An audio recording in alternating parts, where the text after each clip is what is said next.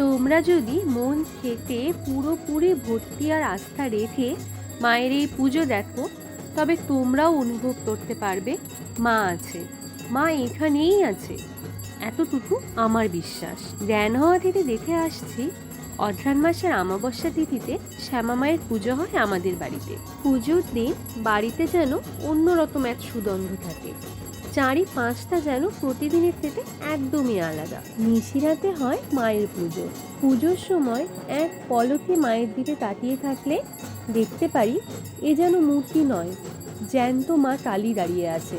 আর ঠাকুরমশাইয়ের অসাধারণ পুজোর মন্ত্রগুলো যেন আমাদের ভেতর থেকে পুরোপুরি শুদ্ধ করে